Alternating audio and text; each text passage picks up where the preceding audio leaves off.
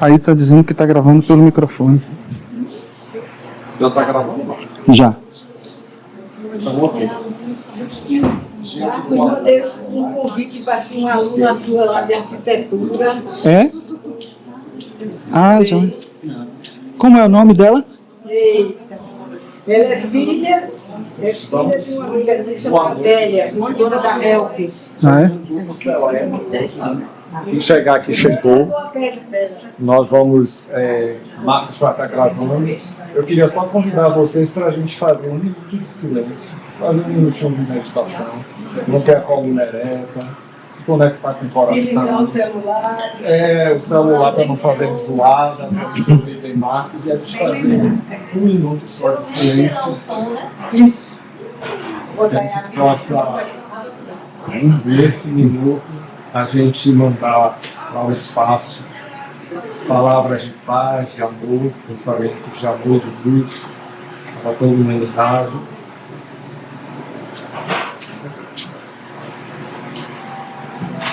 Desconectado com nossos corações, inspirando e expirando, suave e profundamente.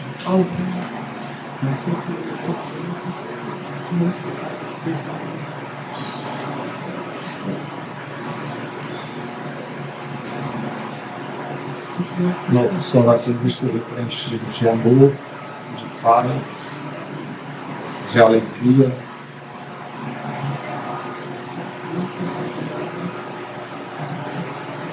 Que possamos estar abertos para receber os conhecimentos.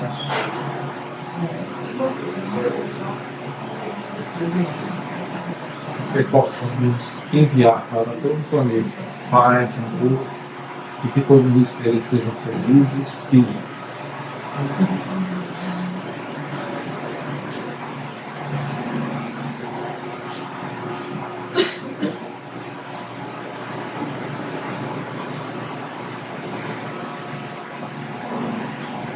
Namastê. Só falar um minutinho só rápido. Aliás, todo mundo aqui conhece um pouco do Instituto, né? O Instituto Reis é uma organização científica de educação, arte, cultura e arte e yoga. E a gente estava fazendo um período muito longo de reuniões online. Agora a gente está tentando fazer um ritmo melhor de reuniões abertas ao público, como a gente fazia antes, né? Na certa interior. Então, estou iniciando no Instituto, a Ana já iniciou com Denise de Nigre, Via Láctea Café, não foi interessante, com Micósmica, e aí eu disse, Marcos, você vai começar a abrir a porta para a gente começar a voltar a ter os nossos encontros públicos. Eu já estava assistindo sua falta, eu não estava podendo fazer encontro online, e aí, como eu começar a fazer a programação aqui presencial, vou abrir com o Marcos. Tem que trazer logo o Marcos. Aí ele disse, não, dia 10 eu posso, eu disse, ótimo. Aí depois eu vi que dia 10 hoje, 9h45, tem o jogo do Brasil, eu digo, tomara que não empate. Mas a gente vai tentar levar até mais 8h30 para poder a gente ter uma folga de como sair daqui. Né? Porque tem muita gente que fica ligadona na TV, então 9h45.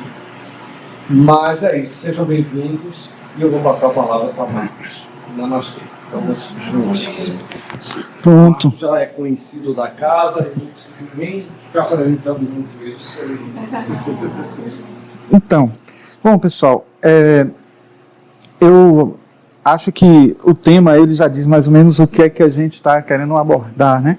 Mas só de ouvir assim essa frase, tornar-se um consigo mesmo, dá margem a várias possibilidades, né? Várias possibilidades do que pode estar sendo dito aí em relação a isso, né? Porque isso pode ter uma perspectiva psicológica, pode ter uma perspectiva filosófica e espiritual. E se a gente pensar no espiritual, só na perspectiva espiritual já tem uma variedade enorme de opções.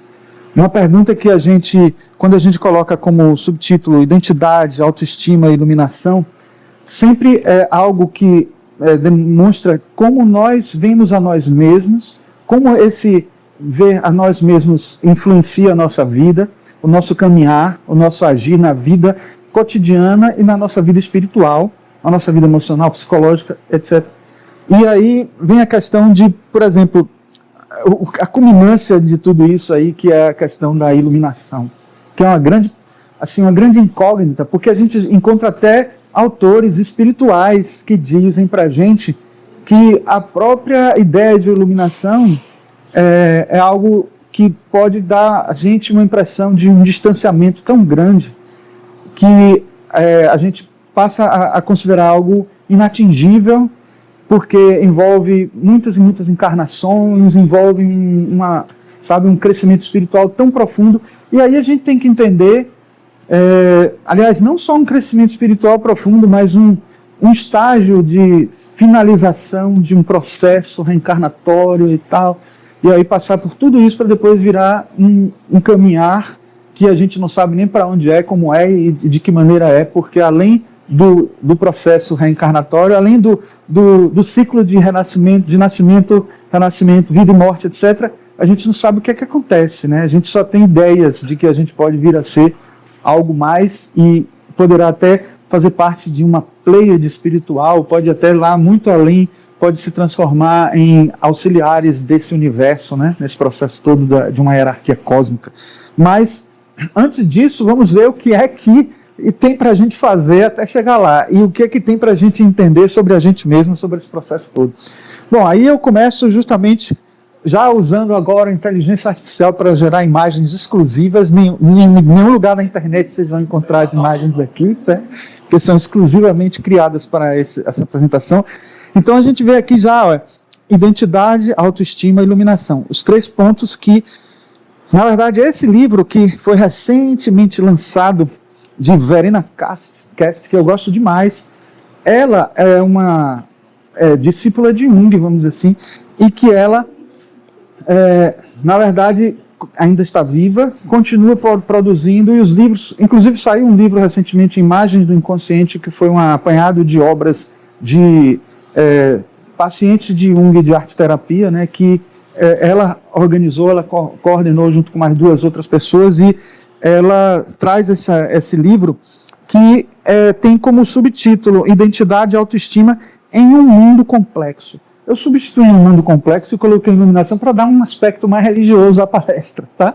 Porque ela está mais focada na parte psicológica. E aí eu indico esse aqui como complemento da parte que falta, esse aqui, Iluminação Interior, que é um apanhado de obras organizadas por John White, e é justamente com quem a gente finaliza essa. Pois é. Então vamos lá. Aí eu começo com essa frase que é a apresentação do livro, né? Está na parte que, se você for comprar o livro, você tem lá a indicação. A identidade está sempre em constante construção. E uma vez que a questão da identidade permeia toda a vida humana, muitos aspectos e perspectivas possíveis poderiam ser descritos. Identidade não é um conceito de definição rígida. E isso é muito bom, isso no livro fica bem claro, porque você pode falar de identidade como, por exemplo, a personalidade. Você aí está trazendo somente uma coisa mais superficial, que muitas vezes é construída a partir das influências que a gente tem ao longo de toda a nossa vida, desde quando nós somos pequenos, desde o que a gente percebe no olhar dos pais, no olhar dos amigos, nas pessoas que estão próximas, no dia a dia, depois, à medida que a gente vai crescendo. Isso são coisas que a gente vai construindo. Aí a pergunta que fica, será que isso que está sendo construído faz parte de nós mesmos ou é uma coisa que está sendo construída pelo ambiente? O que somos nós e o que nós acabamos sendo a partir do que o ambiente nos força a sermos. Porque o ambiente pede a partir do momento que a gente, para poder viver a vida de uma maneira coerente, eu tenho que tratar bem meus pais, né? Primeiro porque eles vão me fazer sobreviver aqui na Terra, e aí nesse processo todo, a relação com os pais já vai fazendo a gente ser alguma coisa que talvez não fôssemos originalmente. Mas o olhar que a gente tem para os pais nem sempre é, de fato, aquilo que os pais são para nós. Então tem um pouquinho da gente, também tem uma pitadinha da gente, porque os pais são para a gente aquilo que eles conseguem ser dentro da possibilidade deles, vamos dizer assim. Então, digamos que o máximo de amor que um pai e uma mãe pode ter no mundo, ele revela na paternidade ou na maternidade. Mas, com tudo isso, há falhas no ser humano e a forma como nós recebemos isso é outra coisa, diferente. Porque muitas vezes a pessoa pode ser uma mãe fantástica, mas o olhar que o filho tem já trazendo algumas peculiaridades do seu eu, né? O olhar que a pessoa tem sobre a mãe e o pai, sobre as pessoas que estão à volta, faz uma diferença enorme. E a gente vai ver como isso é construído, como isso é entendido, né, nesse processo todo. Aqui eu trouxe só uma apresentação do livro para vocês verem, né? Aqui a Verena Cast, né? Autora de vários livros muito interessantes de Jung, né? De obras falando da história da psicologia junguiana. Aí a gente vem com essa passagem que é assim, ó, o desenvolvimento da identidade também significa estarmos cada vez mais em harmonia com nossas possibilidades e limites em relação a outras pessoas e ao mundo, e ainda assim permanecermos os mesmos. Então, assim, ela o tempo inteiro diz no livro que assim, não existe identidade sem relação. A identidade se faz na relação com a outra pessoa. E nessa relação com a outra pessoa, você constrói o modo como você acaba agindo para com os outros, do modo como você se mostra, do modo que você é verdadeiramente. Para algumas pessoas você se revela mais, para outras pessoas você se revela menos. Então, vai construindo todo esse processo e até mesmo muitas coisas que você não revela para os outros, não sabe que existe em você mesmo, ninguém sabe sobre você mesmo, fica no universo do inconsciente, na sombra, e que precisa ser buscado de alguma forma, muitas vezes até em experiências de meditação, de busca profunda do seu eu verdadeiro. E esse aí é o eu mais profundo e mais desconhecido, talvez o que mais seja representativo daquele si mesmo que a gente está buscando. Entendendo que na perspectiva junguiana, si mesmo ou self é muito mais do que simplesmente esse lado inconsciente, esse lado desconhecido, porque abarca tudo. Abarca o consciente, o inconsciente, abarca até as outras pessoas, porque nós não somos únicos, nós somos uns em um aspecto, mas somos também coletivos a partir do momento em que a gente avança nessa profundidade, quando a gente vai atingindo níveis mais e mais profundos e a gente vai se encontrando enquanto ser transcendente, enquanto ser que não é somente pessoa, mas está além da pessoa, né? E quando a gente chega nesse nível, a gente vai começando a perceber um lado do nosso self que se integra a todos os outros e que pode ajudar até a gente compreender melhor o que é que a gente está fazendo aqui na Terra, que sentido faz a gente estar aqui na Terra, né? E aí eu já trago aqui essa mudança, né? Porque mostra que todo mundo de uma mesma cor, mas depois a gente vai ver, cada um tem a sua identidade, né? E uma coisa que acaba sendo bem esclarecedor, a gente que trabalha com paisagismo, né, com projetos, essas coisas, a gente considera, eu sou arquiteto, trabalho com paisagismo, e agora com design biofílico e neuroarquitetura também. Estou com um grupo de pesquisa de neuroarquitetura agora. Então, assim, ó, essa afirmação aqui, ó, árvores nativas e árvores exóticas, ilustra muito bem essa questão do nosso eu dentro de uma perspectiva da vivência da gente no mundo. Porque, por exemplo, quando a gente pega uma árvore que não é do nosso clima e planta em algum lugar, até uma certa, por exemplo, uma certa altura, por exemplo, um coqueiro. Se você pega um coqueiro, ele é nativo, mas você pega um coqueiro, se você pega ele já antes de 2 metros de altura e leva ele para outro lugar, ele não consegue a plenitude de altura que ele teria se ele ficasse na altura, no mesmo lugar o tempo inteiro, porque a adaptação dele já compromete, né? E determinadas espécies exóticas, elas não conseguem a plenitude. Aí você diz assim, mas o coqueiro continua vivinho, continua lívido, maravilhoso, mas ele não está na plenitude dele, ele não está conseguindo alcançar toda digamos assim, o potencial dele, né? E aí você pode dizer assim, não, mas ele não tem como dizer, como você vai saber. Pessoas mais sensíveis até podem perceber isso. Mas aí a questão é, o que é que precisa mesmo ter? Por exemplo, eu tenho um caso de uma situação de uma cliente que chegou para mim e disse assim, eu vou pegar me baseando numa música de uma cantora, que não é do meu tempo não, viu gente? É lá dos anos 20, de 20 a 50, que era Nora Ney. Já ouviram falar? Nora Ney. Pois é. Ela tem uma música que ela fala de gerânios na janela, né?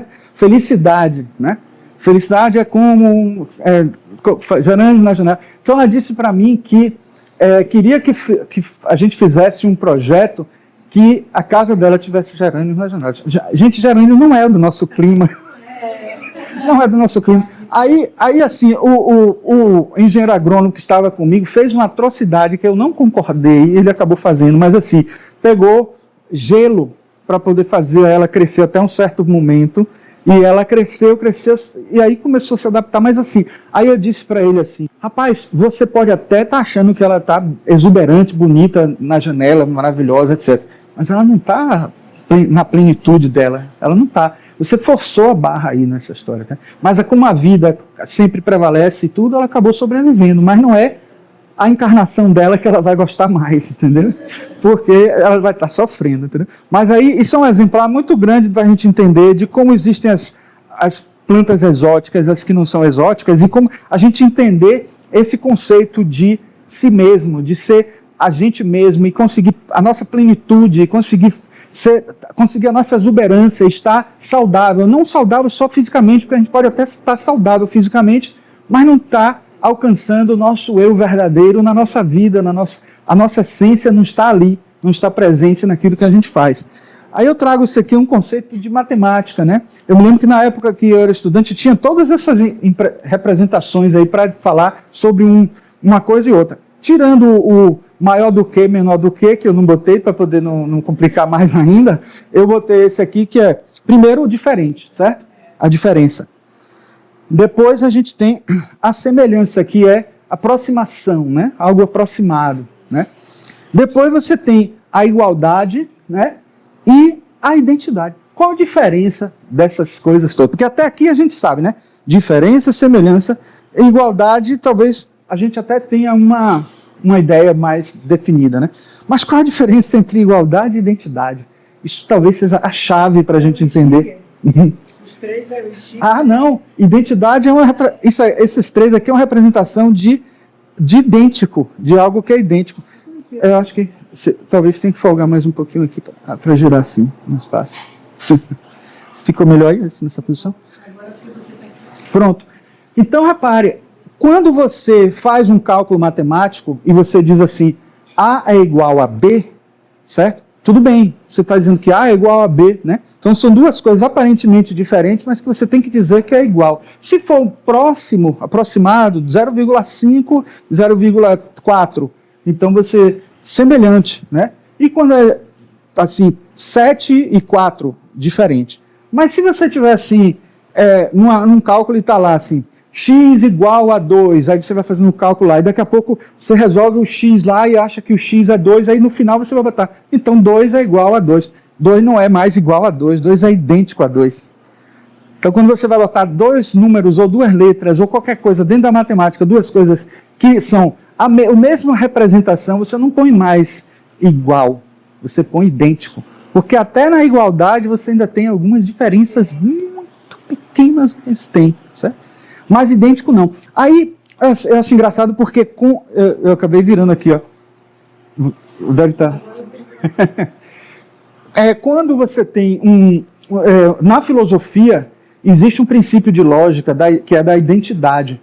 Tinha um professor meu do doutorado que ele dizia, que é até Pasqualino Magnavita, você deve ter já conhecido. Pasqualino Magnavita, ele dizia para mim assim, ó, quem acredita em lógica, quem trabalha com a lógica, quem estuda a lógica e assimila aquilo da lógica, não tem nem como ser ateu. Porque, por exemplo, o princípio da identidade, que é da lógica, é um princípio que não pode existir no mundo, na realidade, no mundo. Ou seja, não existe nada idêntico a nada, a não ser que a gente vá lá em cima, lá no fundo. Lá no fundo tem algo idêntico a algo. Nós todos.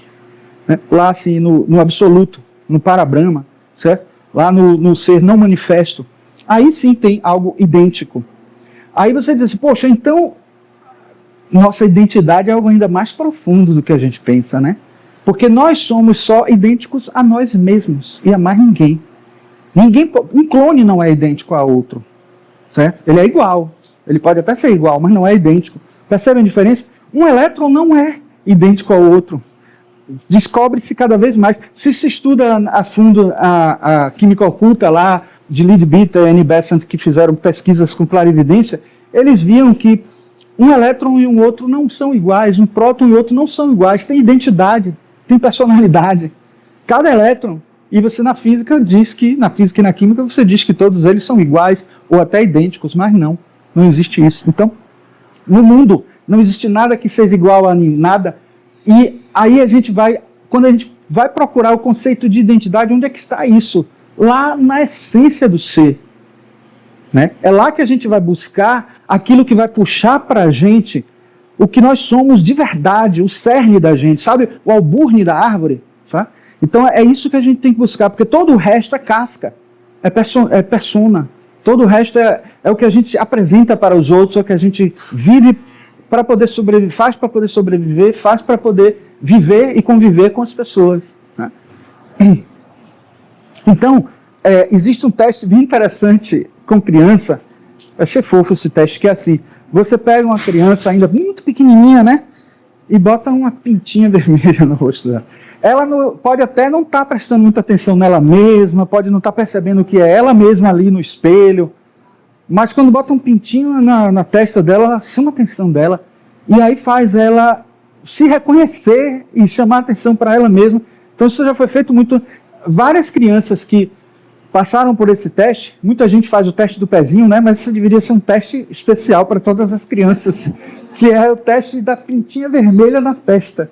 Porque o teste da pintinha vermelha na testa com o espelho faz ela já prematuramente se reconhecer, e se reconhecer logo de início já faz ela se construir como pessoa, como ser na autenticidade da criança, na beleza que é a criança, na pureza que ela tem, antes de qualquer outra coisa. Tinha um professor, Lourenço Valadares, que ele falava o seguinte: antes de você ler um livro, escreva sobre o que você quer aprender naquele livro. Faça um textozinho, não é? Porque se você escrever sobre o que você quer aprender, sobre aquilo, você sabe, quando você lê o livro, o quanto você mudou de pensamento e o quanto o livro concorda com você. Porque mais importante de você concordar com o livro é se o livro concorda com você, né? Não faz sentido isso? Seria as expectativas, né? Porque você diz, poxa, mas eu sou ignorante no assunto. Não, ninguém é ignorante no assunto. Platão já dizia, né? A gente está relembrando de tudo aqui, né? Então você vai, tipo, o que eu acho sobre esse assunto? E aí eu digo, não, o que o livro está dizendo... Porque ele dizia uma coisa interessante: se nós não fizermos isso, não escrevermos o que a gente acha sobre aquele assunto, nós corremos o risco de nos transformarmos no filósofo do último livro que a gente leu. Vê se não é. Leu o último livro, pronto, concordei com tudo, acabou, parará. Aí leu outro livro, não, agora tem razão, é totalmente oposto ao primeiro, mas agora eu concordo, eu acho que é isso aí mesmo, então. Aí cadê você aí na história, né? O que é que você acha de tudo isso? Onde é que você está? Você desapareceu, né? Cada autor está levando você para um lado, né? Tudo bem que você seja uma metamorfose ambulante, não tem problema. Mas você tem que ter consciência de ser metamorfose ambulante. Você tem consciência de que você está mudando porque você quer mudar mesmo, porque você realmente tem consciência de que aquilo fez uma transformação, mudou mesmo, foi algo que não mexeu só na superfície, mexeu lá dentro, né? Transformou mesmo, né? Bom, eu queria deixar a criança mais tempo para poder criar uma ambiência, mas aí, ó, aqui é interessante porque você tem uma pessoa, o inconsciente pessoal dela, o inconsciente coletivo. Eu não botei as ligações das outras não, mas é mais ou menos isso, né? Mostrando como cada um é uma pessoa, cada um tem a sua cor, cada um tem sua condição, e cada um com sua vida, com sua raiz, com sua... Eu gosto muito de um conceito que Rupert Sheldrake trouxe no livro dele, falando sobre relembrando o passado, uma coisa assim. É um livro dessa grossura que ele explica as teorias dele dos campos morfogenéticos em várias áreas, filosofia, psicologia e tal. E ele tem uma hora que ele fala que Marie-Louise von Franz disse num livro que eu procurei, em todo canto não foi lançado em português, só tem em inglês. E ela diz que Jung já estava começando a transformar um pouquinho a visão dele de inconsciente coletivo, mas ele não tinha colocado isso nos livros porque ele não tinha isso ainda confirmado de uma maneira muito definitiva, mas ele já considerava que, por exemplo, não existe só um inconsciente coletivo para todo mundo, existe um inconsciente coletivo de grupos, um inconsciente de coletividades, e depois vão se agrupando de novo para outros, grupos que se reúnem com uma meta, com um objetivo, com uma energia, outros grupos que se sintonizam em outra coisa, formam um outro inconsciente coletivo. Isso é o conceito de quê? Campos morfogenéticos de Rupert Sheldrake. Então, os campos morfogenéticos são um aprimoramento, né, desse pensamento do... Então, por isso que o desenho que Marie-Louise von Franz faz nesse livro em inglês, que eu disse a vocês que não tem em português, é um desenho assim de campos agrupados, que depois tem um campo maior, né? Que aí você vai tendo grupos e mais grupos até formar um campo maior, que é o que acontece muitas vezes nisso aí. Aí você tem o eu acontecendo nesse percurso aqui, ó. Aí você diz assim, poxa, mas aí a pessoa não se perde, nós não somos, como no panteísmo diz, uma gota do oceano que depois volta para o oceano e some e desaparece com tudo. Claro que não, porque o oceano, ele é o campo de atuação das pessoas, não são as próprias pessoas, né? Então, aquela gota, ela não se perde no oceano, porque aquela gota tem uma luz, aquela gota tem uma chispa divina ali acontecendo. Então, a gente tem a nossa ligação com esse inconsciente todo, a gente atua nesse campo akáshico, nesse campo de energias, de memórias, de acontecimentos, como o Rupert Sheldrake diz, cada campo tem sua memória, e memórias que são menores, memórias que são maiores, memórias que são ainda maiores. E nessa memória bem maior ainda, a gente encontra um vasto acontecimento, né, de vários símbolos que a gente consegue, assim, através de símbolos a gente consegue entender, mas é alguma coisa que está muito acima da nossa compreensão e que a gente só compreende através de símbolos, mas está num campo muito mais vasto ainda, mas vários outros agrupamentos que vão se estruturando, né, e a gente continua com a nossa identidade percorrendo isso aí tudo, fazendo a nossa caminhada, a nossa jornada, né? Então não deixamos de ser nós mesmos, continuamos nesse si mesmo, num caminho de evolução. Bom, às vezes nos perguntamos que realmente somos quando ninguém está olhando. Na maioria das vezes, no entanto, já interiorizamos os olhos de outras pessoas importantes. Olha só que peso isso aí, ó. Realmente, se a gente parar para pensar assim, se ninguém está ali cobrando, nem fazendo nada para a gente ser daquele jeito, a gente é o quê? Isso pode até ser um pouco mais de nós mesmos ali aparecendo, né? Quando a gente está sozinho, ninguém está, né, ali olhando. Mas a gente ainda tem olhos que nos perseguem, assim, de coisas que, não faça isso, faça aquilo, direciona, regra de conduta, né? Aí, por exemplo, o que é que dentro dessas regras de conduta realmente a gente assimilou como verdade interna, como algo que pertence à minha ética, e não à ética de outro, ou a um código moral que às vezes foi construído por uma realidade que já está ultrapassada no tempo e no espaço, e que a gente sabe que o mundo inteiro evolui e se constrói de formas cada vez diferentes, e se estrutura, se desestrutura e se remonta a partir de mudanças que o mundo todo vai tendo, de alterações e tal. E a gente, muitas vezes, quando a gente espreme tudo isso, vai ver lá no fundo que coisas que fazem sentido para a gente e outras que não fazem sentido. Por que a gente precisa ter esse olhar externo de outras pessoas, sabendo que a gente tem um olhar dentro de nós mesmos? Quando a gente olha para o universo olha para a gente. E esse universo somos nós. Esse universo somos nós dentro dessa compreensão de um eu mais profundo que é capaz, quando num estado mais, digamos assim, liberto de todas as amarras que estão à nossa volta, a gente consegue sim ter consciência dessa máxima que a gente pode trazer para a nossa vida, desse eu mais profundo que realmente tem algo a dizer importante para a nossa vida, né? E aí vem a janela de Johari, que também nos ajuda. Já ouviram falar da janela de Johari? Janela de Johari, que já tem até essa aparência. Oi? Essa janela de Johari, ela... a minha edição é outra, velhinha, mais antiga. Essa daqui já é da editora Volges, né? Imagine que nós somos, dentro dessa perspectiva, veja que isso aqui é muito abrangente, né? Nós somos uma parte que é conhecida por nós mesmos e por todo mundo, é a zona aberta. Uma parte que é conhecida por todo mundo e desconhecida por nós, que é a zona cega. Nós temos uma parte que é desconhecida pelo outro, mas é conhecida por mim, uma zona oculta, que é um pouco da nossa sombra, de alguma forma.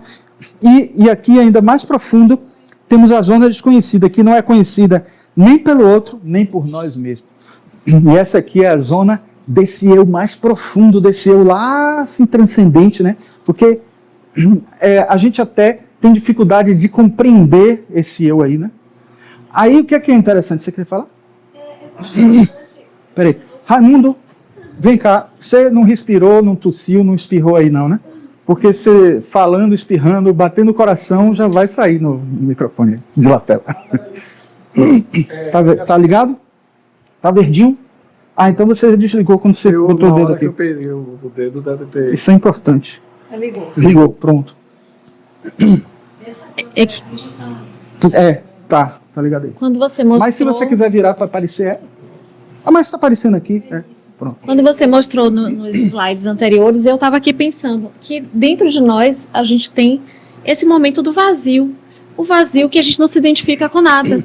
Que, inclusive, hoje muitas pessoas se despersonalizam, não sabem nem quem elas são, porque elas vivem seguindo os ensinamentos de um lado, de outro, e não sabem na essência. Mas eu acho que quando a gente tem contato, e as pessoas que têm coragem de ter contato com esse vazio, é justamente, você botou o slide, eu olhei, zona desconhecida, esse vazio que às vezes a gente tem que passar por esse caos interno para se reorganizar e dizer, agora isso tem a ver comigo de verdade, a minha essência. Né? Porque eu acho que a gente está vivendo muito para fora, a maioria das pessoas estão vivendo. Isso. Esse vazio é o que Jung chamava de númeno, né? Não sei se vocês já ouviram falar, porque o fenômeno é o que é manifesto, mas númeno, dentro de uma perspectiva que é anterior a Jung, já se falava desse númeno, que é uma coisa que é responsável pelo fenômeno, mas que nós não sabemos nem o que é que está acontecendo. Por isso que muita gente diz assim, poxa, mas é tão difícil entender esse conceito de sincronicidade, porque é uma coisa que está aqui, que se relaciona com essa outra que está aqui, mas uma não é causa da outra. Mas aí você compreende isso melhor quando você diz assim, tanto isso como isso são fenômenos. Existe uma coisa que chama número, que está acima, né? Estava explicando isso para meus alunos na aula hoje de manhã. Aí você diz assim, se esse número interfere, influencia esse fato aqui que é considerado causa, e ele também interfere nesse fato que é considerado efeito, você acaba achando que um é causa do outro. Na verdade, eles dois têm uma causa transcendente, porque tudo está medido, está assim, mediado, Annie Besant diz assim, não tem nada que aconteça no universo, até mesmo catástrofe, que não seja com a interferência de hierarquias superiores. Então tudo está dentro de um modelo, de um esquema, certo? De um plano. Então é óbvio que na nossa epistemologia de explicação das coisas da ciência nunca vai dar certo, nunca vai funcionar. Por isso que nenhuma teoria de tudo consegue abarcar tudo. Porque Ken Wilber fala, porque o mundo transcendente não entra na teoria de tudo e aí não explica, a ciência não explica tudo mesmo. Né? Então, esse vazio que está permeando a gente é o vazio que a gente não conhece, mas que a gente, na nossa essência, conhece, porque nós não somos só o consciente.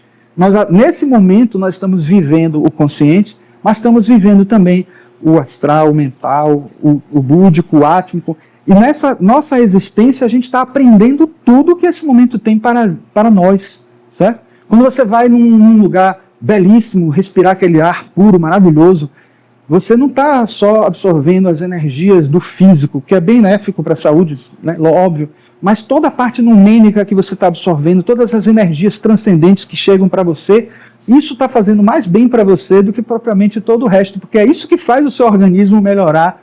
Não é só aquele ar que você está respirando, porque aquele ar que você está respirando tem um prana. E aquele prana está atuando no seu corpo prânico, no seu corpo astral, no seu corpo, em todos os sistemas de veículos de energia prânica e kundalínica que percorre o corpo todo, dando vitalidade.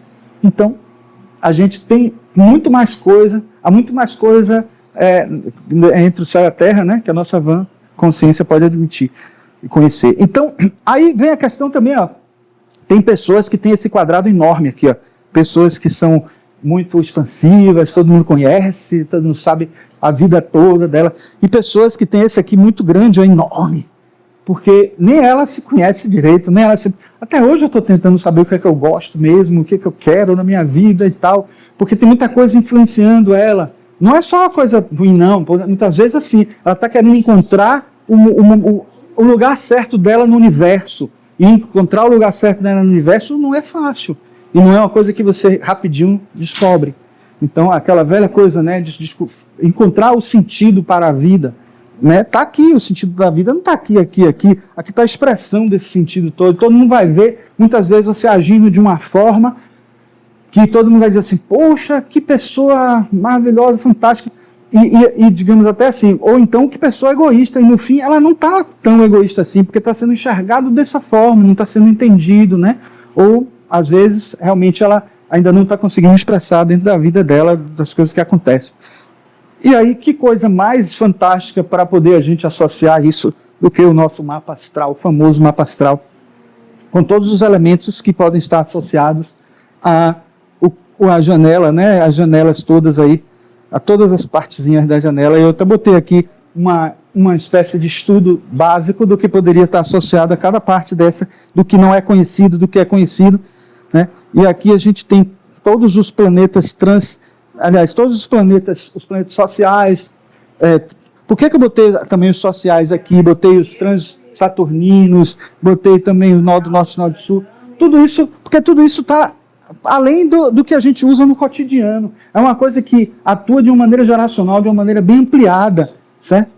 Até a nossa atitude social é difícil da gente compreender do jeito que deve ser mesmo.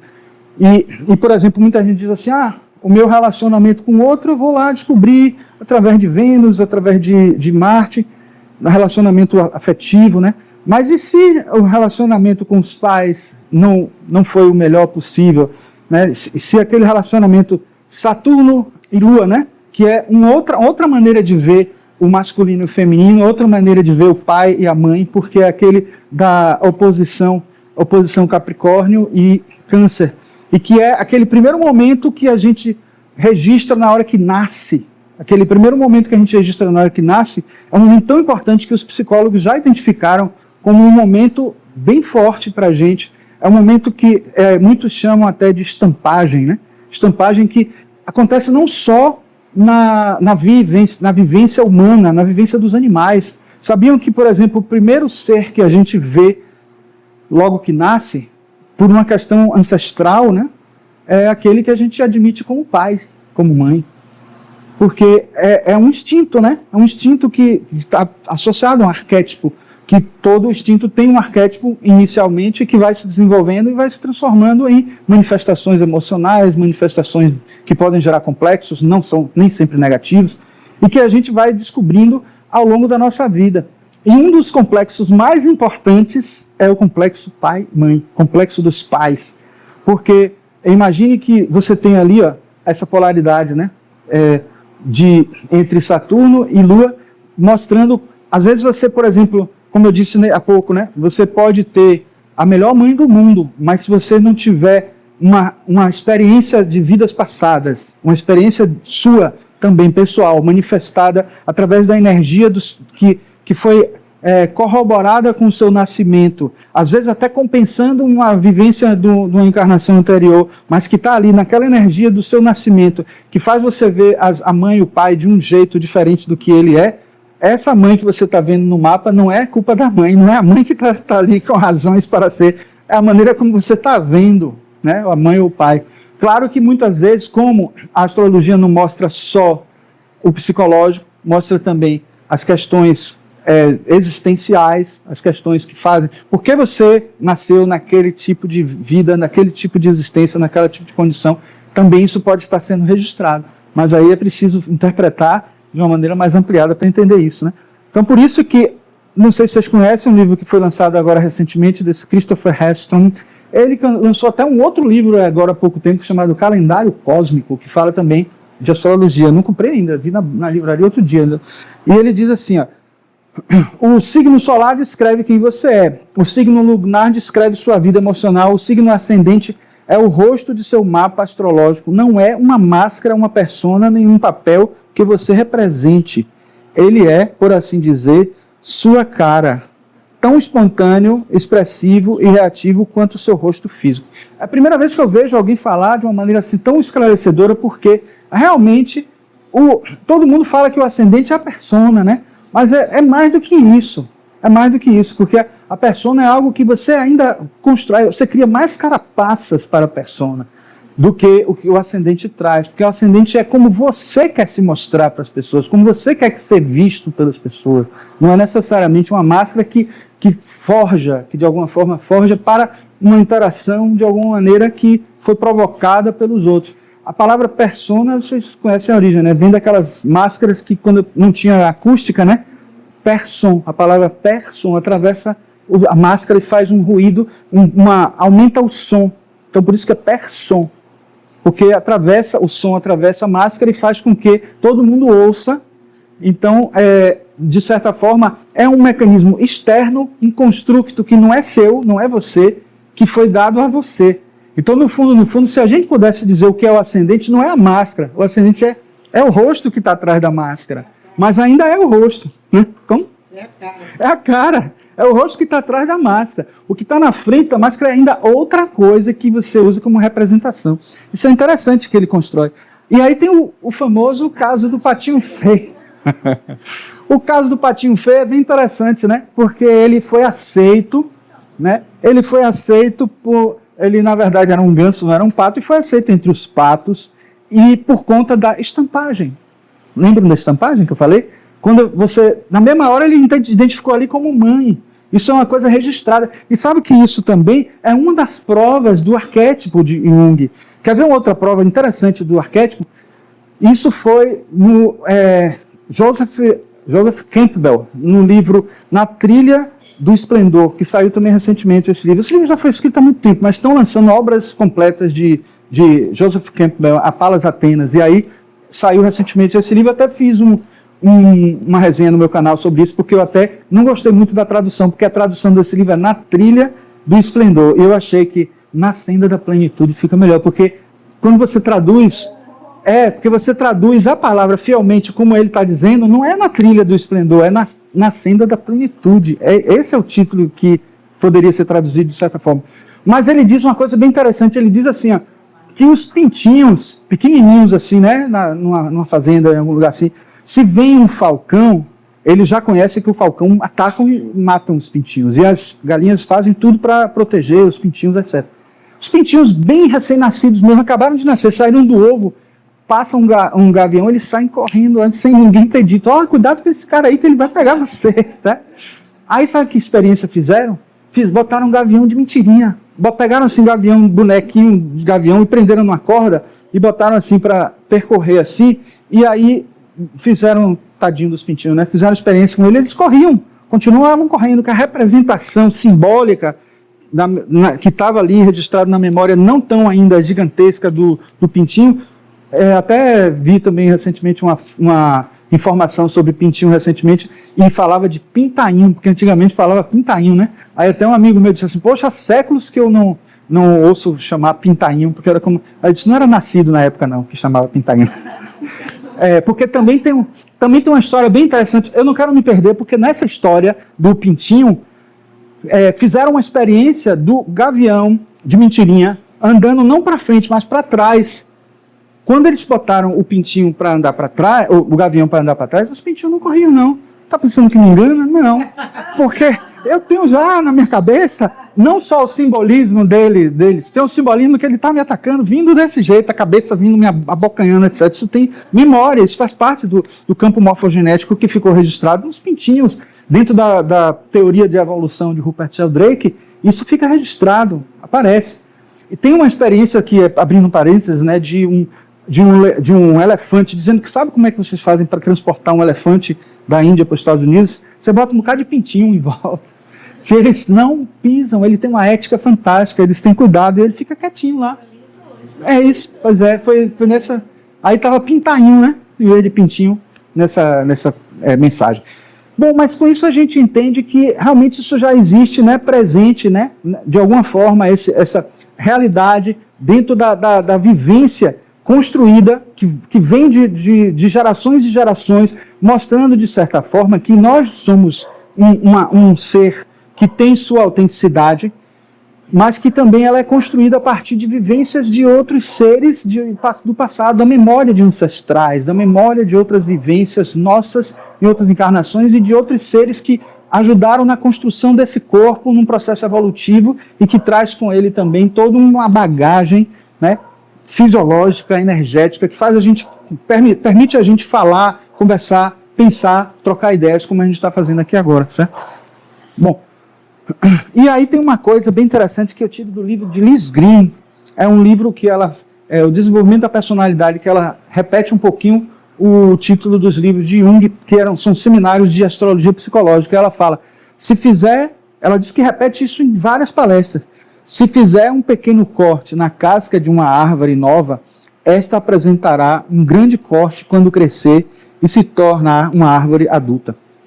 Aí eu fiz questão de mostrar uma representação disso, né? A árvore crescendo e um cortezinho aqui, ó, pequenininho no começo, e ele vira esse cortezão aqui depois, porque é algo que está lá na nossa formação. Imagine alguma coisa que atinge o embrião. Que problemas vão acontecer fisiológicos quando acontece alguma coisa lá no embrião? É um pouco o que acontece também numa criança que está no seu processo de formação psicológica, né? Então imagine como, por isso que a gente fala de bullying até uma certa idade, a gente fala de certos traumas de infância e até intrauterinos, né? E desde Platão já se falava sobre isso. Então é importante saber como esse carinho que se tem lá atrás vai formar a pessoa que nós somos lá adiante e vai fazer com que a gente seja outra pessoa, num sentido positivo, porque isso faz parte do caminho natural dentro da jornada humana, entendeu? Mas também as cicatrizes fazem parte, né? Fazem parte porque a gente não pode dizer assim que certos karmas são indeléveis, porque a gente pode simplesmente, ou inexoráveis, a gente pode simplesmente transformar, mudar, fazer com que eles não sejam mais necessários, mas é importante a gente saber que quando eles acontecem, é porque existe uma lei que nos conduz, que faz com que a gente entenda melhor esse universo. Aí no livro que eu falei, o Desenvolvimento da Personalidade, ela diz assim, todos temos partes diferentes, diferentes facetas, cada uma de nossas diversas partes, que denominamos subpersonalidades ou sub-si mesmos, é um satélite psicológico que coexiste dentro da personalidade. Este conceito corresponde muito bem ao do mapa astral, porque aos vários planetas e signos também representam, porque os vários planetas e signos também representam nossas diferentes facetas ou partes. Uma subpersonalidade tem impulsos, sentimentos, emoções e seu próprio modo de andar e de ficar de pé, mas para haver essa síntese de diversas partes da personalidade tem de existir um centro ao seu redor, né, ao redor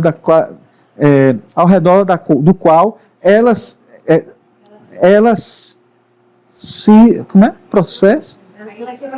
se processa, né, o arquétipo. Então, aí a gente entra na questão da autoestima, né? A busca de como o papel da gente no universo. Esse papel da gente no universo é de grande importância. E aí o Mário Jacobi, que é um autor também junguiano, fala: psicologicamente, a persona é entendida como sendo uma máscara compatível com o papel social aceito, um dispositivo que o indivíduo usa para adaptar-se a seu ambiente. Exercer uma função na sociedade exige aceitar determinado papel, e isso cria problemas que envolvem a autoestima. Que papel desempenho no anfiteatro da vida humana social? É um papel atraente ou odiento? É um papel principal ou secundário? Imagine, né? Então veja como às vezes a gente se pergunta assim, se eu sou útil, mas às vezes assim, por que a gente tem que pensar numa utilidade dentro de uma perspectiva tão assim, superficial e tão às vezes mesquinha e tão às vezes até direcionada para esse ou aquele objetivo, quando a gente tem muito mais objetivos por estar aqui na Terra, para estar aqui na Terra, né? Que dizem respeito à essência. Bom, pessoal, nesse exato momento do vídeo tivemos um problema de som, né, sonorização, e o microfone deu problema e acabou a gente perdendo um trecho. Como eu não quero deixar sem essa parte do conteúdo, são só 2 slides, nós vamos tentar trazer para vocês aqui o que foi falado lá no slide, na hora palestra lá diretamente no Agni Yoga, então vamos trazer aqui para vocês, certo? Já tem algum tempo que nós fizemos essa palestra, mas estávamos sem tempo também para gravar, final de semestre na universidade e tal, e aí estávamos esperando para completar, de alguma forma, ter o tempo para completar e fazer essa edição, e agora nós estamos trazendo para vocês, tá certo? Então vamos lá. O slide que a gente estava lendo no momento em que deu o problema foi justamente esse do livro A Vergonha e as Origens da Autoestima, abordagem junguiana, de Mário Jacob. Vou botar aqui uma opção de ponteiro. Então, assim, alguns papéis proporcionam algum grau de gratificação narcisista e não são acompanhados por expectativas correspondentemente altas. Outros frustram severamente a autoestima da pessoa. As fantasias secretas que podemos albergar a respeito de empregos dos sonhos mostram que papéis consideramos os mais atraentes. Algumas pessoas unificam-se com o papel que assumiram e realmente são bem-sucedidas nele, especialmente se for um papel que eleva a autoestima e a dignidade.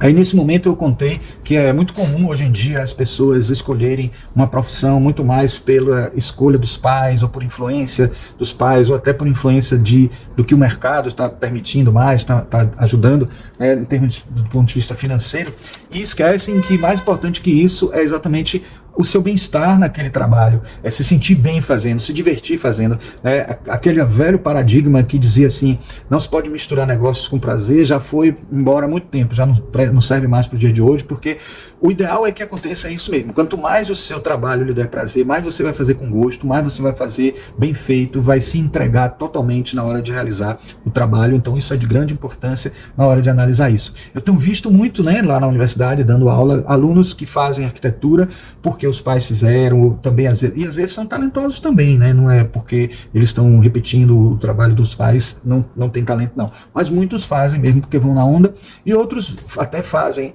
várias outras profissões e até acabam chegando em arquitetura porque acham que a arquitetura também é uma profissão que dificilmente você consegue entrar no mercado, assim, é uma coisa que precisa ralar muito para poder conseguir um lugar no trabalho, na atividade em si, mas de qualquer forma, quando a pessoa é persistente, tem aquilo como meta, acaba acontecendo e dá um resultado positivo. E hoje em dia a universidade, né, a UFBA em especial, tem até uma coisa chamada BI, né, bacharelado interdisciplinar, que a pessoa escolhe a área, tecnologia, artes, medicina, área de saúde, etc. E aí depois de terminar as disciplinas, né, escolhe qual a profissão exatamente a pessoa quer dentro daquela área. Então isso já ajuda um pouco mais, a pessoa leva 2 anos, se forma, acaba se formando e tem essas opções. Então isso é uma opção interessante que se tem para poder a pessoa atuar dentro da área que ela gostaria mesmo e descobrir quais assim as predisposições, as vocações que a pessoa tem, certo?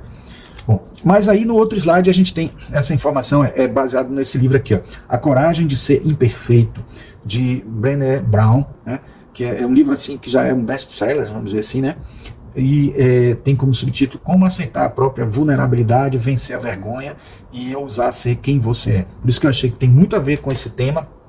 Ele foi citado num seminário que nós estávamos fazendo de neuroarquitetura na faculdade e a gente acabou comprando e vendo quanto esse livro é positivo na leitura. E como o palestrante alertou para a gente, sempre é bom você, na hora que lê, não buscar personagens, pessoas fora, né, da sua vida ou pessoas que estão à sua volta para poder direcionar o que está sendo dito no livro. É sempre bom direcionar para si mesmo, porque é para você que serve esse livro. É para você que serve você se autoconhecer. É para você se autoconhecer e tentar reconhecer em você mesmo algumas coisas que o livro diz, que ele está ali escrito, que foi escrito, o objetivo dele é esse, tá? E aí tem essa passagem na página 48 que diz assim: digamos que você tenha desenvolvido um produto escrito, um artigo ou criado uma obra de arte que deseja mostrar para um grupo de amigos, compartilhar alguma coisa que se criou, uma parte vulnerável, mas essencial de uma vida comprometida e plena. É o símbolo de viver com ousadia, mas dependendo da maneira como a pessoa foi criada ou de como se relaciona com o mundo, ela consciente ou inconscientemente atrela sua autoestima à maneira como o seu produto ou obra é recebido pelos outros. Em outras palavras, se gostam do que ela produz, a pessoa acha que tem valor, se não gostam, ela não tem valor. Isso particularmente na área de arquitetura, que é a nossa área, tem um papel muito importante, porque como a arquitetura tem uma parte técnica e uma parte artística, a parte técnica a gente aprende como qualquer outra disciplina dentro do cognitivo. tá errado, tá certo, tá certo. Então entra naquela coisa da disciplina exata, né? E da questão de saber se matematicamente a determinada obra fica em pé, se matematicamente ela vai resistir, quanto tempo ela vai durar, se vai provocar uma isolamento acústico, um conforto térmico, um conforto visual e se esteticamente fica interessante, já começa a entrar numa área de arte, numa área que é de subjetividade. E quando a gente trabalha com a subjetividade, com a arte, a gente está trabalhando consigo mesmo, com o si mesmo ali. Então, o que eu quero dizer assim, cada um tem a sua poética, cada arquiteto tem a sua poética, e essa poética tende a ser única se ele não ficar sendo sempre um papel pega-mosca, ou se ele não estiver fazendo sempre uma cópia, ou uma tentativa sempre de fazer um pastiche do que está sendo feito pelos outros. Ele acaba construindo também, né, mesmo que faça isso, ele acaba construindo também uma personalidade na sua obra, né, até ele encontrar isso, né, o si mesmo na sua própria obra, demora um tempo, e quando consegue, ou mesmo quando consegue, mas está tentando, e alguém faz alguma crítica, é como se estivesse fazendo uma crítica para a pessoa, e não para a sua obra, porque tudo que você produz, de certa forma, tem ali o seu eu, e tem aquela coisa assim do ego aparecendo ali, de a persona sendo manifestada de alguma forma. Então, é importante a gente entender isso. É muito comum também as pessoas, quando tem um gosto muito definido, muito fixo, muito forte, não perceber, ou não aceitar, ou não reconhecer o valor do outro, do gosto do outro. E aí faz críticas severas às vezes. Então esse é um cuidado que a gente tem que ter, e é preciso que a gente também entenda como é que isso funciona dentro de nós. Essa capacidade de ter uma autoafirmação suficiente para que mesmo que alguém critique, você saiba, é o meu modo de ser, é a minha maneira de acreditar, é o meu gosto. Por mais que alguém critique, por mais que alguém queira falar mal daquele algo, se não fez com a educação, o problema não está em você, o problema está na pessoa que não soube agir da melhor forma possível, não soube criticar, até porque até uma crítica construtiva, que é como a gente chama em geral, né, quando é uma crítica que a pessoa está querendo dar para ajudar a pessoa, essas críticas também precisam ser bem feitas, a pessoa precisa saber como fazer a crítica para que ela não seja muito severa. Esse é um exercício muito importante para professores, porque tem muitos professores que não sabem fazer isso, de apontar o erro, né, de uma maneira agressiva. Então, muitas vezes não é nem apontar o erro, é mostrar a hipótese da pessoa em determinadas situações que poderiam causar problemas nisso ou naquilo, tanto tecnicamente como esteticamente. Isso pode ser trabalhado da melhor maneira possível, de uma maneira que seja tranquila, com uma comunicação não violenta, com uma comunicação pacífica com a pessoa e com uma comunicação acolhedora e com amorosidade, né? Isso a gente percebe que é muito comum acontecer de as pessoas não saberem fazer isso e causar problemas, até traumas em alunos. Isso acontece muito. Então, é uma mensagem importante. Eu acho que eu não poderia deixar de incluir ela aqui. Acho que eu até falei numa direção um pouco diferente do que foi falado lá na palestra, mas no fundo a essência é a mesma, é isso que a gente queria mesmo transmitir. E aí a gente continuaria com a questão da individuação. E esses outros slides que aparecem aí, vocês vão ver na continuidade da palestra, lá mesmo que a gente fez presencial, tá certo? Então, peço perdão aí pelo que aconteceu, foi um problema técnico, fugiu a nossa condição, mas tentamos de alguma maneira suprir esse problema dessa forma que vocês viram agora, tá certo? Então é isso aí. Será que tem a ver com a bateria? Então perdeu muita coisa aí da fala. Bom, eu vou deixar aqui, porque quando alguém falar... Bom, vamos lá, né? O tempo está já apertado, está na hora já. Oi? Se tivesse assim, eu teria visto, mas ele está... Vamos colocar no bolso.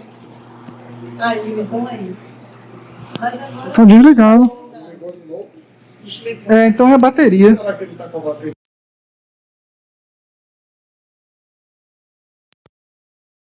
Bom, faça o seguinte, eu vou deixar aqui, e aí se apagar, vocês me falam, porque aí eu tiro e fica no microfone direto. Apagou? Então...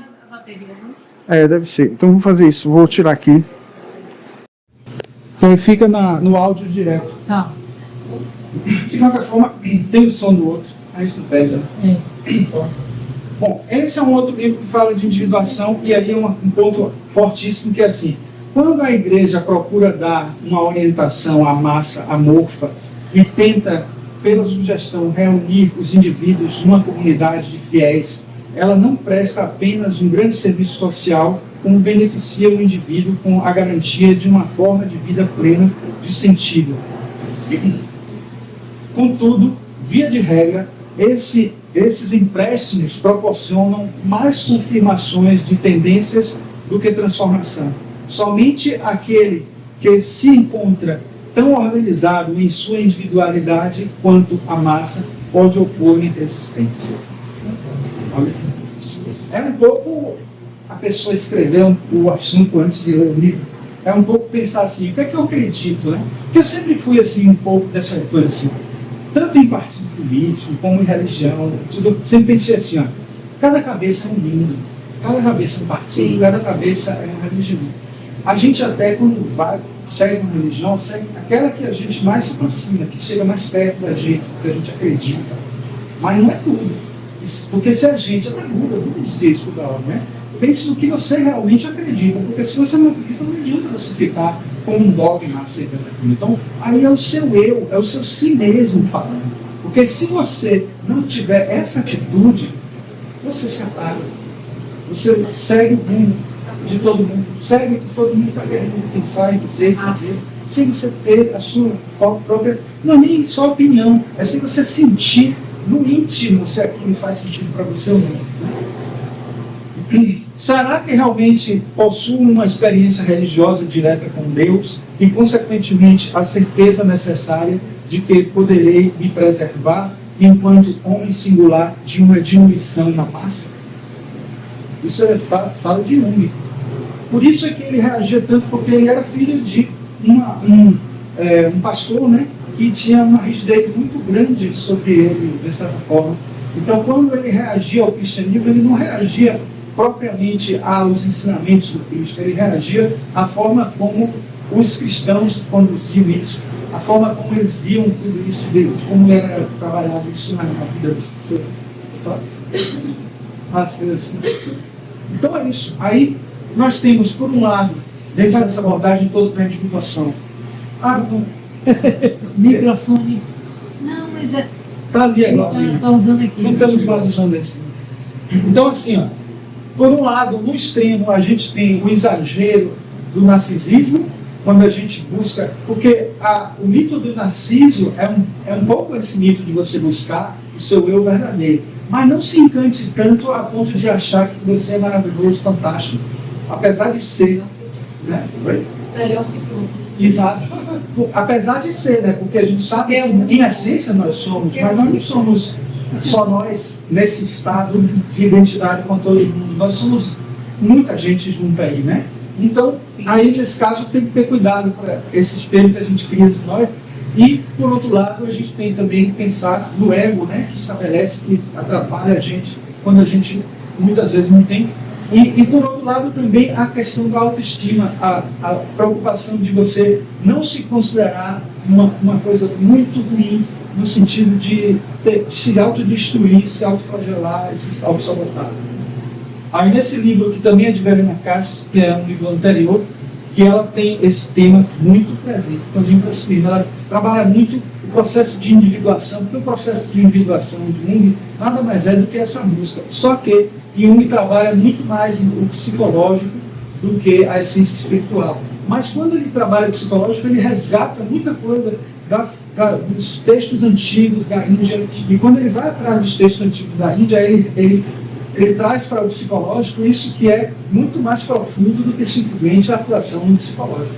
E ele próprio também, no entendimento dele, vai muito mais além disso, porque quando a gente lê Memórias, Sonhos e Reflexões, a gente vê que ele, quando falava somente dentro de uma esfera psicológica, ele estava só expressando uma coisa que ele sabia existir dentro de uma lei de correspondência, né? Dentro de uma lei que a alquimia ensinou a ele, né?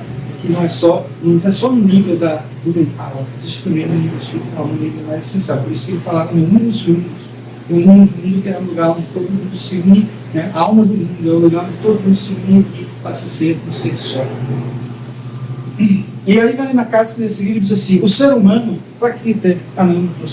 o ser humano deve tornar-se um ser único, solto e livre dos complexos paternos, e junto com isso também parâmetros coletivos de normas e valores de uma sociedade, de expectativas, de papéis, daquilo que as pessoas em geral pensam. Tornar-se si mesmo significa, portanto, também adquirir maioridade. Quando o arquétipo do si mesmo é experimentado em nós, seres humanos, temos a impressão de alcançar uma referência absoluta. Temos o sentimento da centralidade do si mesmo, a vivência da identidade irrefutável e também de que situação de vida em que se vivencia a cada momento é uma determinação própria do destino.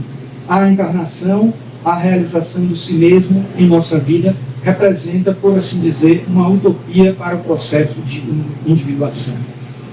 Então, assim, a gente precisa entender muito esse processo. E aí, podemos experimentar dos místicos e místicas que eles podem alcançar uma simbiose com o divino e, apesar disso, ou justamente por causa disso, também são individuados. Eles vivenciam um excelente ritmo entre simbiose e individuação. Aí fica claro para a gente que, por mais que a individuação, na perspectiva indiana, não seja para os psicólogos tratado como uma coisa transcendente, ela é. Ela é porque está atuando em várias esferas. Muitas vezes você está utilizando recursos de arte-terapia, e quando você está usando arte-terapia, você está trabalhando o psicológico, o perceptivo, o fisiológico, mas ao mesmo tempo está trabalhando o astral, o mental, o emocional, o búdico, tudo ali atuando, né? Eu estou trabalhando agora com neuroarquitetura, né? Poxa, né? Assim, neuroarquitetura é um assunto do momento dentro da arquitetura. E tem uma das pessoas que está no nosso grupo, que ele é da ANFA, que é Academy of Neuroscience for Architects. Esse grupo, ele tem assim, pessoas que assim, receberam recentemente um eletroencefalograma portátil que faz uns registros interessantes aí, todos estão recebendo gratuitamente para teste. Esse eletroencefalograma vai custar uns R$4.000, mas está sendo dado a essas pessoas para fazerem teste. E a gente tem a sorte de ter uma pessoa lá no grupo que está fazendo esses testes. E aí ele tem uma associação com o computador, e aí eles botam assim, prende aqui na orelha, um pedacinho, bota aqui na testa e fica uns eletrodos presos aqui e tal, e aí você usa rapidinho, você não precisa ir no hospital para fazer esses experimentos. E aí a gente vai fazer experimentos com os clientes para dizer assim, qual a cor que você mais gosta? Porque de repente bota um monte de cor lá e às vezes ele vai ver cores que afetam deixam a pessoa mais tranquila, deixam a pessoa mais calma, ou texturas, ou sons, ou aromas, quais experiências com aromatizantes, etc. Então a gente está fazendo experiências com isso. A gente começou com alguns softwares que tinha lá por enquanto instalados. Um deles é de parecendo um pseudópodo, assim, que cada ângulo corresponde a uma frequência de onda, alfa, beta, gama, delta, e aí você vai vendo se você está mais concentrado, está menos concentrado. Aí tem um outro que é uma tocha em fogo, assim, que você tem que se concentrar para fazer ela pegar fogo, e aí o tempo que você leva para fazer ela pegar fogo e depois para sustentar esse fogo, vai medir o seu grau de concentração, o seu grau de atuação. É quase um biofeedback, só que antigamente era biofeedback, agora é neurofeedback. Aí você tem também um outro, que foi o que eu mais gostei, uma bolinha que você tem que fazer ela levitar. Assim. Aí assim, todo mundo que chegava ia dizendo assim, vai testando aí, pessoal. Mas no fundo eu estava assim, com receio do que ia acontecer comigo. Aí o pessoal só disse, você que é tão meditativo, essa bolinha vai para a estratosfera. Aí todo mundo dizendo isso, o pessoal ficava assim, né? Já na aspecto de se essa bolinha não sair do lugar, vai pegar mal para mim, né? Aí pronto, foi. Daqui a pouco começou com os pseudópodos lá. Aí disse, não, você está mostrando aqui uma capacidade de concentração muito grande e tal.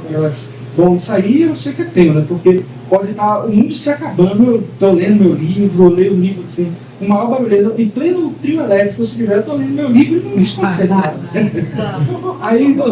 aí assim, tem um outro que era do fogo, né? Aí eu pensei assim, bom, eu sou leonino com ascendente em Áries, então esse negócio vai pegar fogo na minha alta, certo? Aí eu cheguei, me concentrei lá, aí não pegou fogo, não explodiu, né?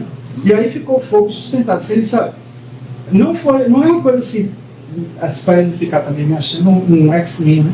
Aí eu disse, não, Isso aí não é tão raro, mas não é comum disso, o fogo ficar sustentado assim e tal. Aí chegou a hora da bolinha. A hora da bolinha estava tensa. Porque eu disse assim, não vai sair do... Aí eu fechei os olhos e fiquei assim, aí eu só ouvindo as pessoas falarem assim, porque eu fiquei concentrado para a bolinha subir, as pessoas dizendo, não, é porque tem que olhar, rapaz. Ele olhou para mim e eu estava com o olho fechado. Não, você tem que olhar e se concentrar e imaginar a bolinha subindo. Aí eu abri o olho, a bolinha subiu. Aí a bolinha ficou assim, parada. Ela não subiu muito assim, como eles pensaram, não subiu, mas o que ficou diferente foi que ela ficou paradinha assim. Mas aí sabe qual foi o segredo?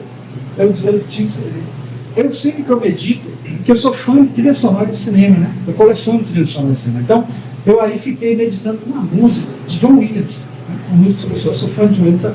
Uma música de John Williams. Aí o pessoal assim, rapaz, a música me faz um bem, a música me ajuda, porque eu só medito mas não é meditar com música assim, New Age, Zen, aquela coisa, não. É música orquestral, que é com orquestra, é com tudo quanto é instrumento que você imaginar, e cada vez que eu ouço, eu presto atenção em um timbre diferente. Minha audição ficou tão apurada que às vezes um aluno fala um negócio lá no fundo, ainda bem que eles falam coisas boas, né? Aí eu ouço lá no fundo e eu escuto, né? Porque as frequências a gente vai registrando, agora eu estou prestando atenção só no bolinha, agora só no fagode, agora só no... Entendeu? E aí pronto. Aí eu uso a meditação, a música na meditação dessa forma. A música funcionou de tal forma. Aí depois eles ficaram assim, qual foi a música que você usou? Aí eu disse, A Volta do Capitão Gancho. Porque ela tinha, foi a cena do Peter Pan. Aquela cena que Robin Williams estava voando. Aí pronto. Eu querendo que a bolinha voasse, e ela voou. Aí ele ainda tentou botar a música na hora, e disse, não vai adiantar, a música está aqui dentro já está registrada. Você interage com Então assim, uma música muito forte. Agora é curioso, né, para você ver a identidade nessa história. A minha relação com música é tão forte que eu tenho um amigo meu, Marquinhos Carvalho, que faz parte da juventude, que alguns devem conhecer, né? Eu me lembro que uma vez, num dia de uma vivência da juventude, eu abracei ele. Você não vai acreditar o que eu vi. Eu vi uma cena da gente, sabe, num concerto lá nos idos da Revolução Francesa, uma coisa assim, como se fôssemos músicos. Eu hoje, atualmente não sou músico, mas ele é, né? Então eu imagino que já houve algum tipo de situação assim lá atrás. Alguma vivência no passado. E eu tenho uma forte ligação com a música. Agora, tanto que eu fiz o meu mestrado, eu fiz um processo participativo na escola de música, tentando, né? E também teve a casa de música, que ele trabalha lá também, que o Alan sempre conheceu. Mas assim, o trabalho na escola de música foi interessante, porque eu sempre trabalhei com meus alunos com música. Eu botava assim, as trilhas sonoras, no tempo era um disquinho desse tamanho, depois a gente começou Hoje em dia, na minha sala, tem lá um som que tem possibilidade de 5 programações de Bluetooth, uma atrás da outra. Se 5 alunos quiserem fazer uma programação de Bluetooth para uma sequência, eles fazem, e eles assim, conseguem vivenciar muito melhor o processo criativo com a música.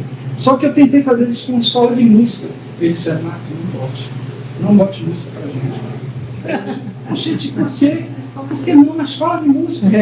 A gente vai tentar saber em que compasso eu estou tocando, enfim.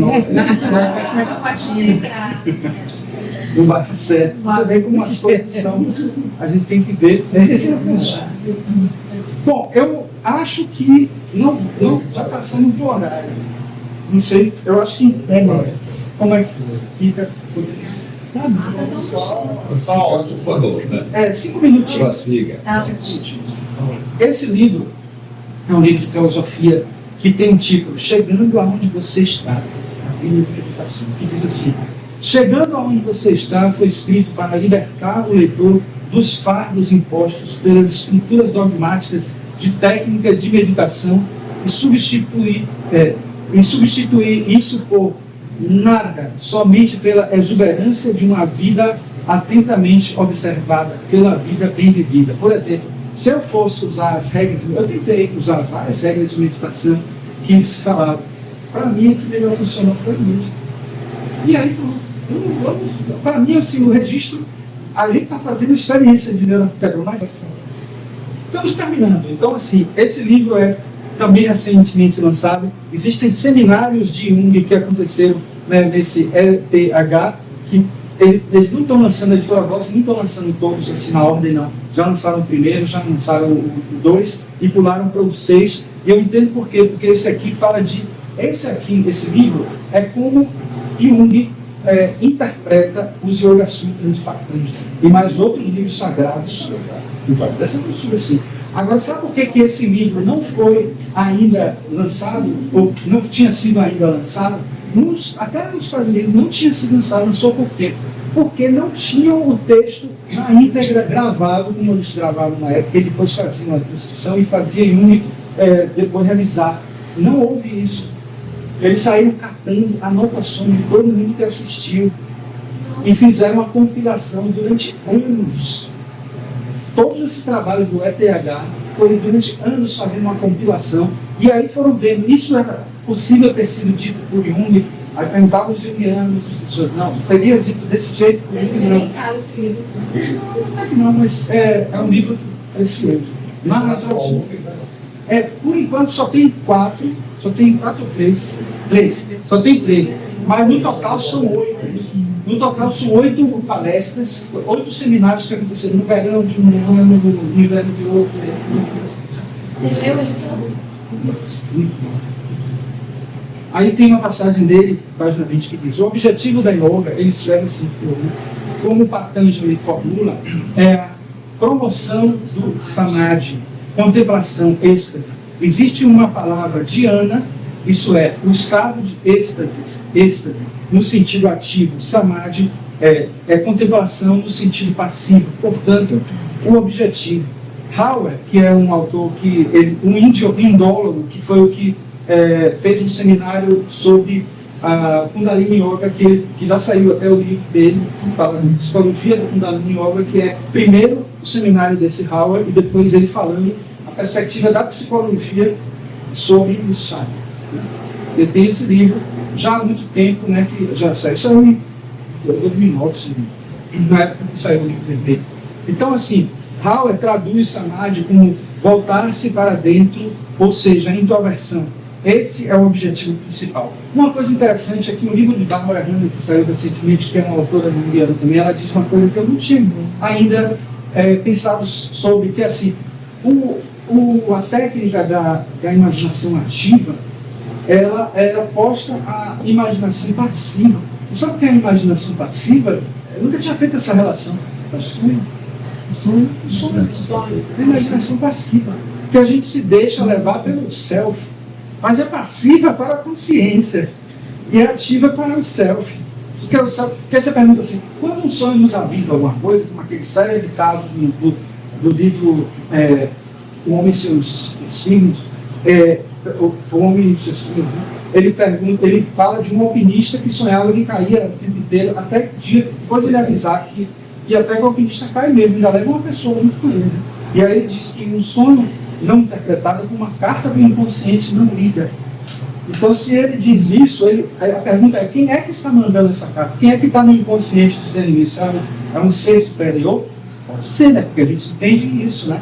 E esse ser superior nos ajudando, mas também pode ser o seu self mesmo, o seu eu, o seu próprio eu superior.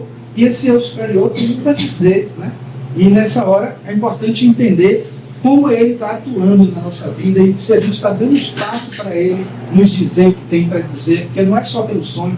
Se a gente usa a imaginação passiva, ou se a gente não consegue lembrar da imaginação passiva pelo sonho, a gente precisa usar a imaginação ativa, que é a gente provocar os nossos próprios sonhos, a gente criar sonhos acordados. Sabe, a gente quase não entende a epistemologia junguiana da sincronicidade, né? Porque a sincronicidade não é simplesmente uma coincidência só, uma coincidência significativa, que é o nome que a gente dá, mas é a interação entre o eu psicológico e o eu físico, e o mundo físico, porque é um mundo só. Ele se inspirou, a sincronicidade, ele se inspirou na física quântica, na física relativista, porque ele construiu esse conceito junto com o Wolfgang Pauli.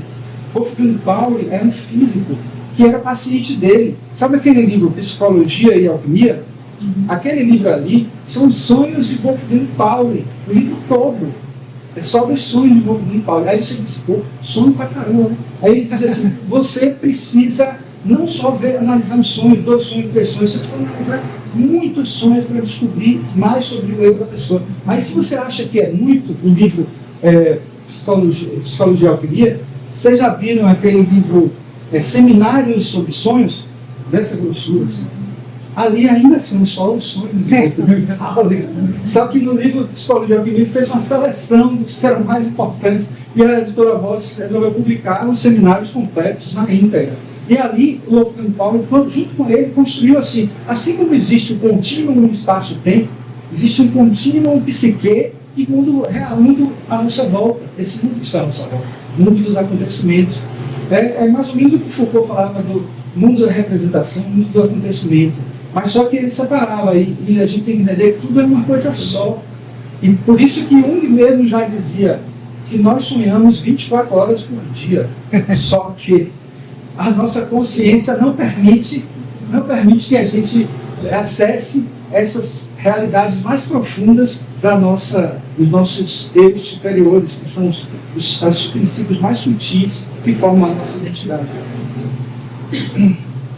O outro é correlato, que ele está dizendo aqui, ó.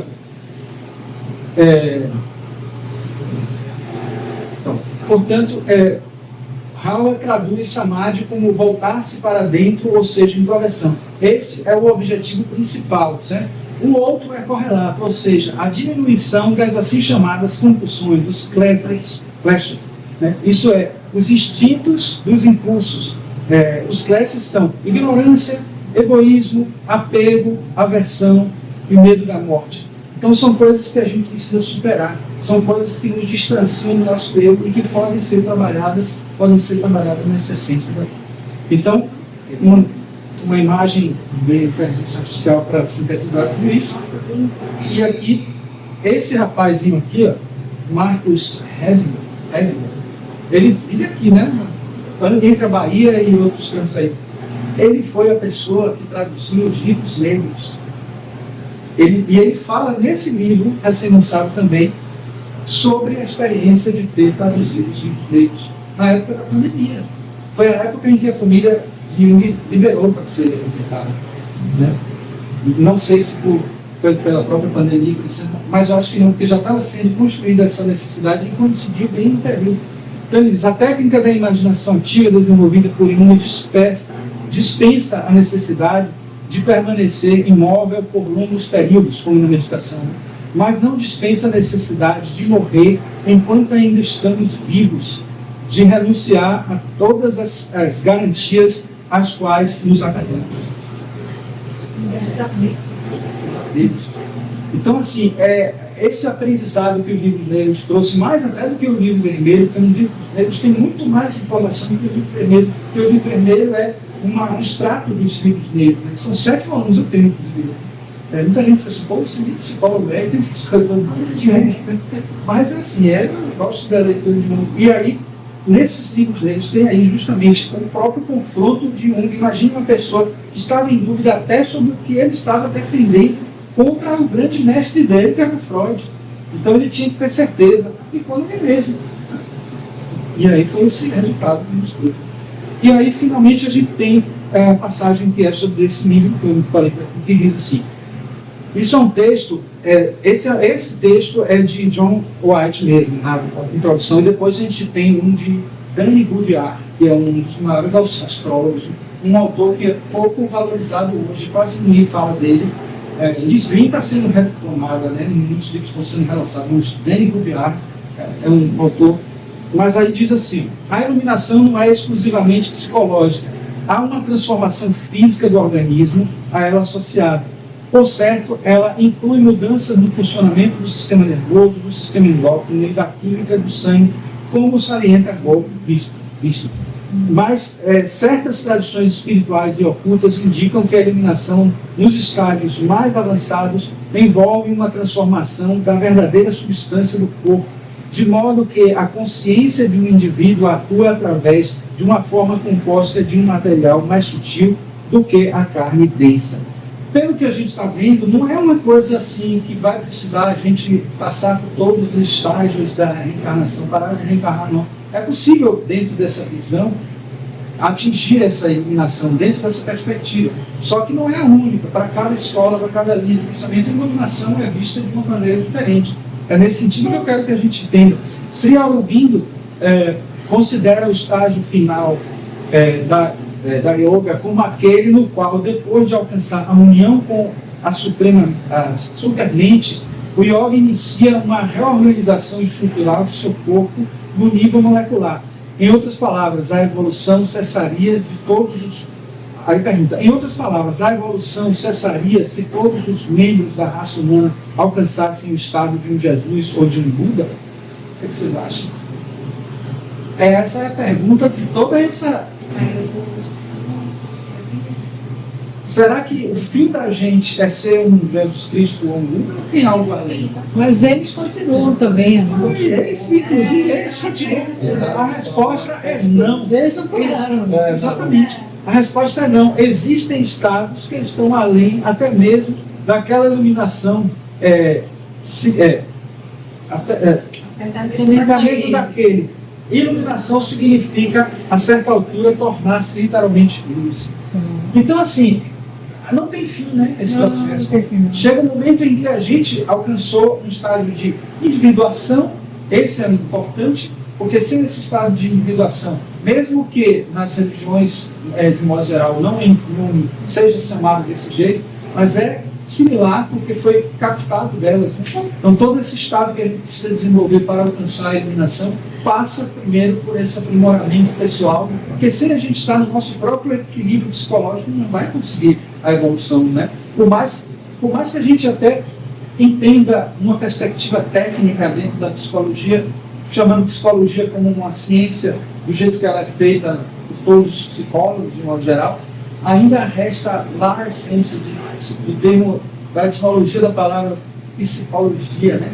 Psique, alma. Está estudando essa alma, porque a gente não está estudando nada mais do que aquilo que nos anima, aquilo que nos faz viver, nos faz ser um ser atuante e funcionando no universo. E aí vem a pergunta, o que seria essa iluminação?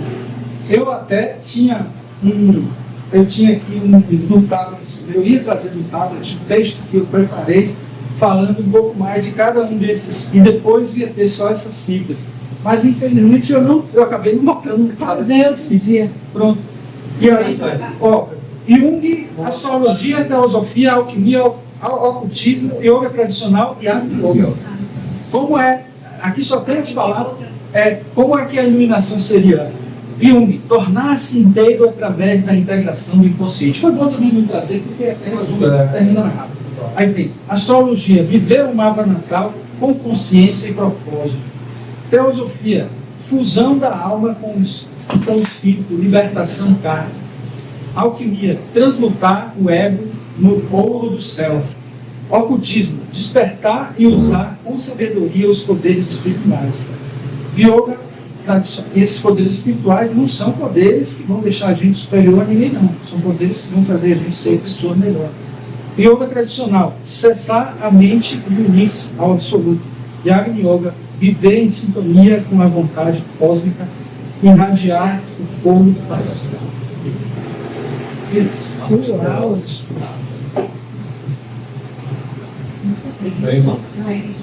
E aqui agradecer. E aí, pode bater palma?